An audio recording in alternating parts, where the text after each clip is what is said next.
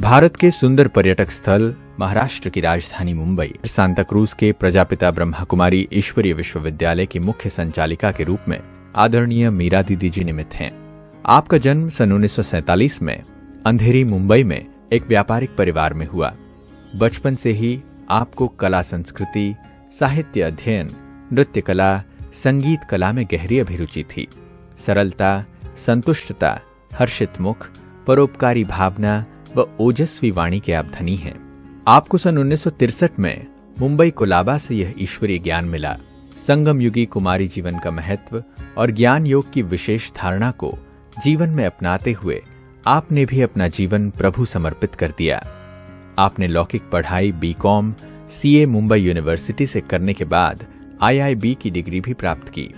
आपको पहली बार सन 1963 में शिव पिता के साकार माध्यम पिता श्री ब्रह्मा बाबा से पांडव भवन प्रांगण में और उसी वर्ष यज्ञ माता मातेश्वरी जगदम्बा सरस्वती से मिलने का सौभाग्य प्राप्त हुआ। बाबा की अलौकिक दृष्टि और मम्मा की स्नेह भरी पालना, वरिष्ठ दादियों के दिशा निर्देश से आपने सन 1964 में कांदिवली मुंबई से ईश्वरीय सेवा की शुरुआत की। सन 1975 से सांता क्रूज में निमित्त बनकर Europe, USA, Canada, Austria, Malaysia, Dubai, Singapore, Russia आदि देश विदेशों में सेवाएं की हैं। सन 2002 में सेवाओं के मद्देनजर एक सुंदर मुक्तानंद पार्क के द्वारा विशेष सेवाएं शुरू की गईं, जिसमें 200 स्कूली बच्चों को निशुल्क शिक्षा प्रदान की जाती है। इसमें एक स्वास्थ्य संबंधी लेब्रिंथ पार्क का भी निर्माण किया गया है। इसका उद्घाटन उस समय के यूथ एवं स्पोर्ट्स मिनिस्टर सुनील दत्त जी के द्वारा किया गया। इस पार्क में आकर हजारों लोग शारीरिक स्वास्थ्य व आध्यात्मिक स्वास्थ्य प्राप्त करते हैं। आप ब्रह्मा कुमारी संस्था के शिपिंग एविएशन टूरिज्म विंग के नेशनल कोऑर्डिनेटर के रूप में सेवाएं दे रही हैं। इस विंग का उद्देश्य टूरिज्म में जीवन मूल्यों की स्थापना एवं समाज में स्नेहमयी व स्वच्छ वातावरण बनाना है। विश्व परिवर्तन के इस महान कार्य में आपने अनेक कार्यक्रम जैसे मैनेजमेंट कोर्स, स्वास्थ्य जागृति अभियान, शांति यात्रा, हेल्थ मेला, द्वादश ज्योतिर्लिंगम यात्रा आदि का सफल आयोजन किया।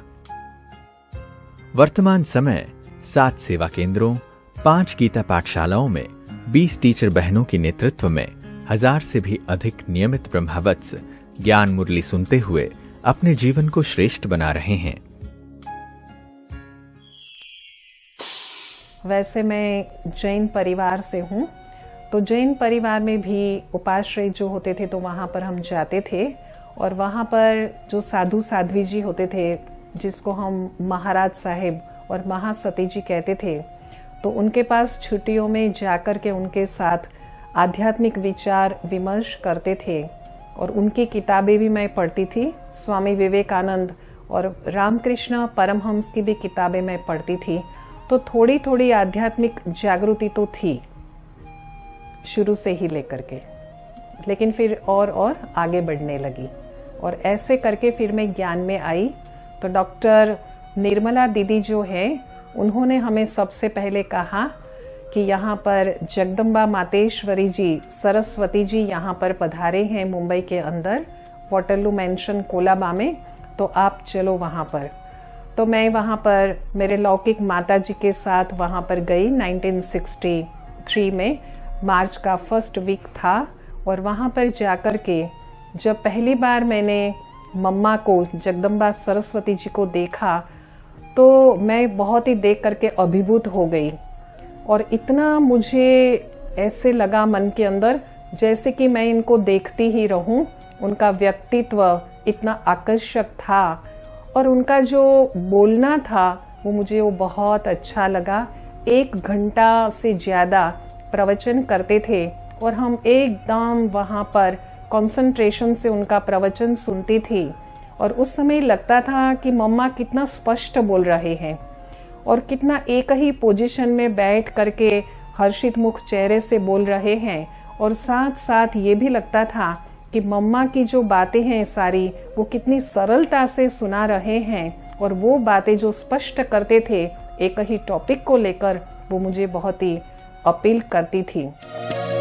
ममता की थी वो मूरत, जगदम्बा उसका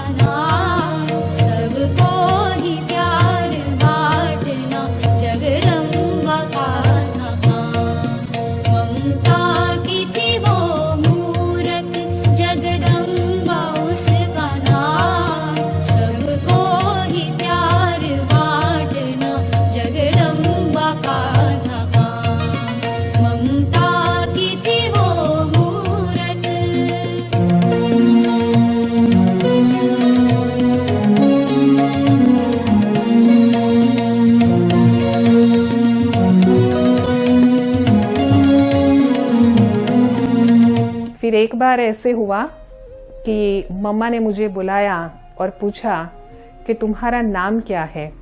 तो मैंने कहा कि मेरा नाम मीरा है। तो तुरंत ही मम्मा ने कहा कि तुम कौन सी मीरा हो, तुम पीले पीताम्बर वाले की मीरा हो या कोट और टाई वाले की मीरा हो। तो मैंने जवाब दिया कि मैं पीले पीताम्बर वाले की मीरा हूँ, क्योंकि उस समय ये तो समझ आ गई थी मम्मा का 1 मास क्लास करके। तो ये जो मिलना हुआ वो मेरे मन के ऊपर एक अमिट छाप उसकी हो गई बहुत ही। और ऐसा हमेशा लगता था कि मैं मम्मा का बस सुनती ही रहूं।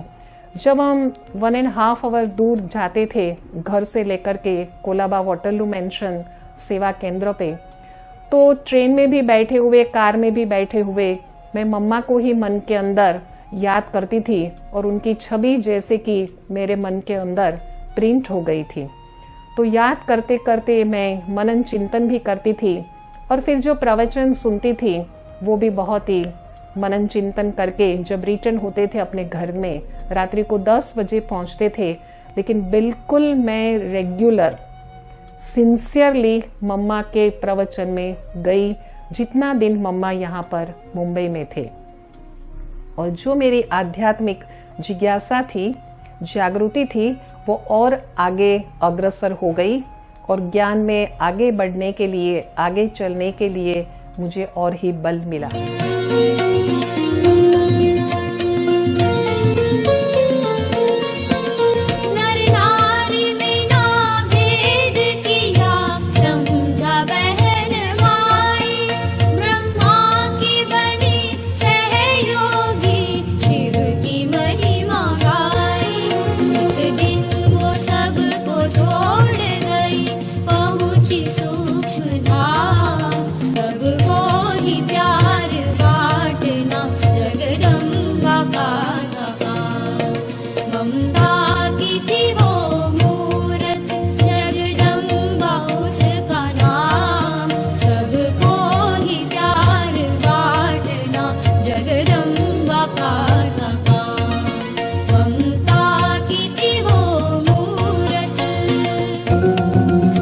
उस समय वहाँ पर निर्मल शांता दीदी जी थी और पुष्प शांता दीदी जी थी। तो उन्होंने कोर्स पूरा कराया 7 दिन का। वो कोर्स भी बहुत अच्छा लगा क्योंकि उसमें नई नई बातें काफ़ी सीखने के लिए मिली। वैसे तो आत्म सिद्धि की किताबें हम पढ़ते थे तो आत्मा की बातें तो फिर भी पता था, लेकिन बाकी जो सारी बातें पढ़ी और सुनी वो बहुत अच्छी लगी। और उसमें भी खास योग बहुत अच्छा लगा और पवित्रता जो थी, धारणा, वो बहुत अच्छी लगी। उसके बाद फिर हम माउंट आबू गए। उस समय पांडव भवन था।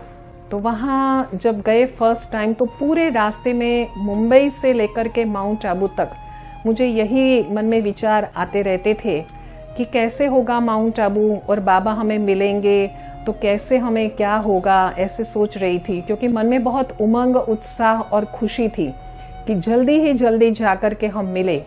और जब हम पांडव भवन मधुबन में पहुंचे और बाबा की हमने दृष्टि ली तो इतना में भाव विभोर भी हो गई। और बाबा का सबसे पहले जो मुख मंडल पे जो आभा मैंने देखी और जो बाबा की दृष्टि में, बाबा के नयनों में तेज देखा, प्रकाश देखा, वो सचमुच अद्भुत था, वो अलौकिक था और वो अनमोल था।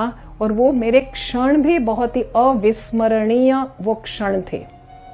और सचमुच मैं गदगद हो गई, मैं भाव विभोर इतनी हो गई कि मन में सोचने लगी कि ये बाबा है जो हमने कभी ऐसी कोई भी व्यक्ति को, कोई भी ऐसी हस्ती को, पर्सनालिटी को आज तक मेरी उम्र में मैंने देखा नहीं है। आदि पिता प्रजापिता ब्रह्मा बाबा, सृष्टि के सृजनहार, जग के पालनहार। आदि पिता प्रजापिता ब्रह्मा बाबा, सृष्टि के सृजनहार, जग के पालनहार, जगत के तारणहार।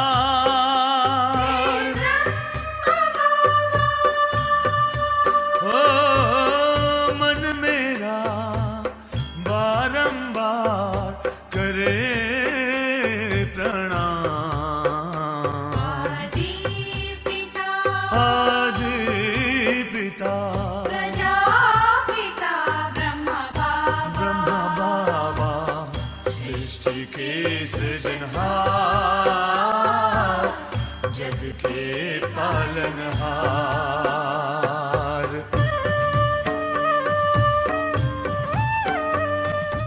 बाबा ने फिर रात्रि को मैं मेरे कमरे में थी, 8 बजे का टाइम हुआ था, तो मुझे बुलाने के लिए एक दादी जी आए कि बाबा आपको बुला रहे हैं। तो मैं मन में और भी खुश हो गई कि बाबा मुझे किस लिए बुलाते होंगे, ये जिज्ञासा भी हुई। तो जैसे मैं बाबा के कमरे में गई तो बाबा ने मुझे देखा और आओ बच्ची कहा दरवाजे में ही। और जैसे ही मैं अंदर गई मैंने देखा कि वहाँ कोने में एक अंगूठी थी कोयले की, और उसमें गरम गरम रोटी बन रही थी, मानी बन रही थी छोटी सी, और वो बाबा ने अपने हाथ में लिया, उसमें मक्खन और उसमें बूरा जो है वो उसमें लगाया और तुरंत मुझे खिलाया। वो जो टेस्ट मेरे मन में आया, जो बाबा की दृष्टि लेकर के वो गिट्टी मैंने खाई, वो आज तक भी मैं याद करती हूँ तो आनंद विभोर हो जाती हूँ। और मैं अपने आप को बहुत पदम भाग्यशाली समझती हूँ कि बाबा के हस्तों से मैंने वो गिट्टी खाई मानी की, जो मैं टेस्ट कभी भूलती नहीं हूँ। और बहुत ऐसे सारे प्रसंग हुए, क्योंकि काफ़ी समय में छुट्टियों के दिनों में कॉलेज से भी जाती रही मधुबन में। एक बार बाबा ने मुझे बैडमिंटन खेलने के लिए बुलाया, तो उस समय जब हम खेल रहे थे तो उस समय मेरी हार हो गई। तो बाबा ने कहा आओ बच्ची, जिसकी हार होती है उसको डबल टोली मिलती है। तो मुझे और खुशी हो गई कि बाबा के हाथ से हमको डबल टोली मिल रही है, तो इसमें तो हमारी हार में भी जबरदस्त प्रचंड हमारी तो जीत है। तो इस प्रकार से बाबा से भी बहुत अच्छा अनुभव हुआ कि बाबा इतने रॉयल हैं और साथ में बाबा इतने सिंपल हैं, जो श्वेत वस्त्रधारी हैं। बाबा का श्वेत कर्तव्य भी है, बाबा का श्वेत कर्म भी है, और सब कुछ बाबा का श्वेत है।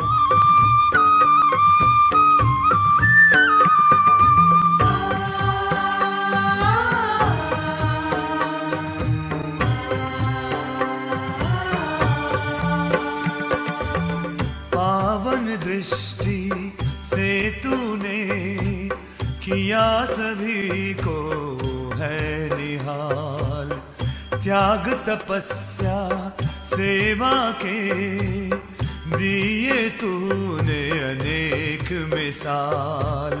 हे युग श्रेष्ठा भाग्य विधाता, तेरी सेवा बेमिसाल। मन मेरा बारंबार करे प्रणाम। आदि पिता। बड़े दादी जी, प्रकाश मणि दादी जी, जब सांता क्रूज सेवा केंद्र खुला तो दादी जी 1975 में सेवा केंद्र पर आए, और दादी जी ने वहाँ पर बड़ी 2000 स्क्वायर फीट की बड़ी टेरेस है, उसमें सारे मुंबई के भाई बहन भी आए, और दादी जी ने ओपनिंग किया और मेरे सिर के ऊपर दादी जी ने हाथ रखा कि यहाँ पर सांता क्रूज में बहुत सेवा होगी।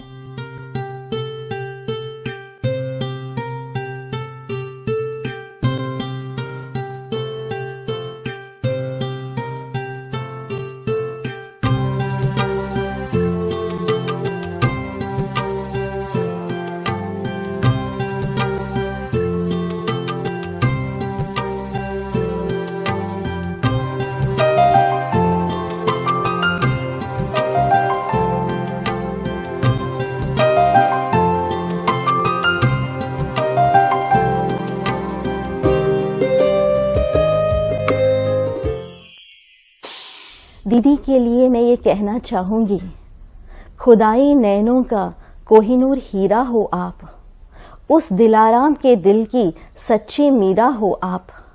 अमृत धारा जिनके अधरों पर, ऐसे महादानी वरदानी हो आप, ऐसे महादानी वरदानी हो आप। उनका स्वभाव एक तो बहुत ही सरल स्वभाव के है, वो उनकी मधुर मीठी वाणी है और उसी के कारण से वो सभी का दिल भी जीत लेते हैं। और उनके साथ कभी हमें भय नहीं लगता, क्योंकि कोई भी हम दिल की बात उनके साथ शेयर कर सकते हैं। दीदी का जैसे नाम है वैसे ही उनके गुण और कर्तव्य हैं। शायद इसीलिए बाप दादा ने भी उनको कृष्ण की मीरा कह करके संबोधित किया था।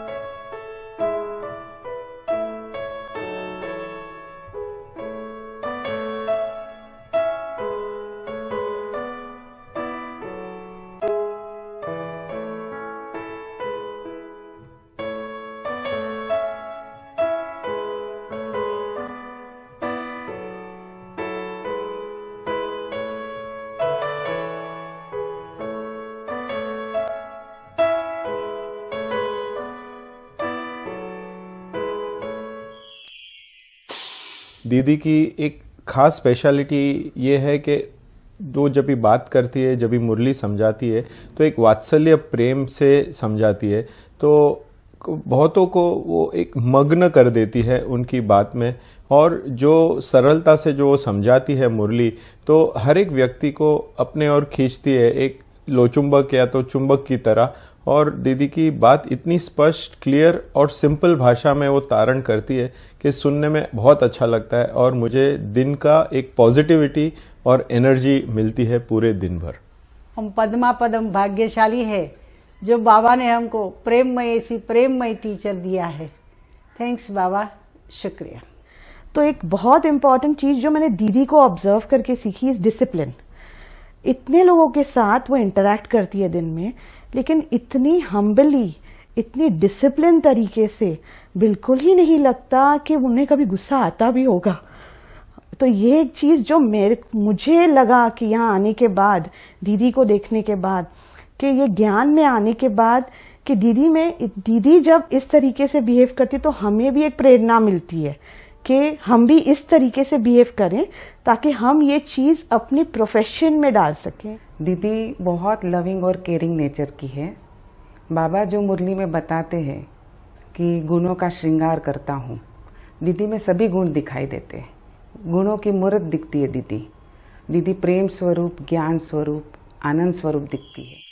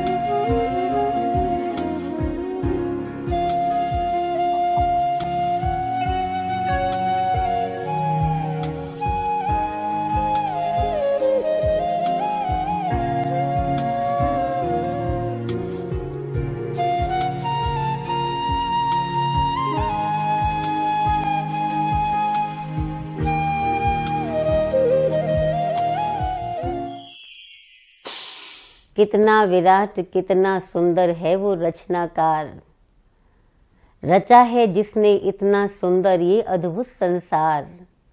निराकार वो चित्रकार है सबका सर्जनहार।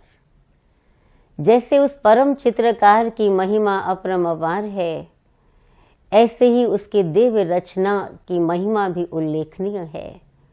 उनमें से एक हैं राजयोगिनी आदरणीय मीरा दीदी। मेरा उनसे संपर्क आज से लगभग 35 साल पहले हुआ। मुझे आज भी याद है जब मैंने मुंबई की धरती पर सेवा अर्थ पांव रखा और कैसे मैंने उनके जीवन से बहुत कुछ सीखा। सरल स्वभाव की धनी, अति प्रतिभाशाली, वात्सल्य मूर्ति, जगत जननी स्वरूपा, श्रद्धेय मीरा दीदी का व्यक्तित्व प्रतिभाशाली एवं गौरवशाली है। उनके जीवन से प्रेरणा पाकर हर मन के अंदर एक आशा और उम्मीद की किरण जग जाती है। ऐसी किरण जो उसको उमंग और उत्साह का संदेश देती है। पूर्णिमा के चंद्रमा की भांति अपने रूहानी आभा मंडल द्वारा आप सबको आलोकित करती हैं। एक कलाकार की तरह आत्माओं को ज्ञान रत्नों से सजाने में निपुण है। आपका सुयोग्य नेतृत्व अनेकों का मार्गदर्शन कर रहा है। आपसे की गई एक मुलाकात हमेशा हमेशा के लिए अमिट छाप छोड़कर चली जाती है। आपकी सादगी, शालीनता, मधुर मुस्कान ऐसा प्रभाव डालती है जो भुलाई नहीं भूलता। मीरा सी तन्मयता, गोपियों सा भाव आपकी प्रभु निष्ठा की पहचान है। मैं तो यूं ही कहूंगी कि मीरा दीदी का जीवन एक पुस्तक के समान है जिसके हर पृष्ठ से कुछ न कुछ सीखने को मिलता है। क्या कहूँ दीदी, मैं आपके लिए रूहानी रूप का सागर हैं आप। ज्ञान सागर से निकली ज्ञान गंगा हैं आप। प्रभु प्रेम की शिक्षाओं का, प्रभु परमात्मा की शिक्षाओं का बेजोड़ मिसाल हैं आप, बेजोड़ मिसाल हैं आप। दीदी, आप हो एक अद्भुत कलाकार। भगवान सम रचती हो नई नई कलाकृतियां, देकर उन्हें रूहानी प्यार व दुलार। जीवन में भरती हो उमंगे, खुशियां मिल जाती अपरम अपार। हर राह आसान हो जाती जब ज्ञान का करती हो श्रृंगार। हर सुबह नया पैगाम देती, याद दिलाती हो बाबा की बार बार। क्या कहूँ दीदी, आप तो हो इस धरती पर एक अवतार समान। जीवन हुआ धन्य धन्य, आई है जीवन में नई बहार। आप हो हमारी इस चैतन्य बगिया की, आप हो हमारी इस चैतन्य बगिया की एक सुंदर अनुपम अमूल्य उपहार, अमूल्य उपहार।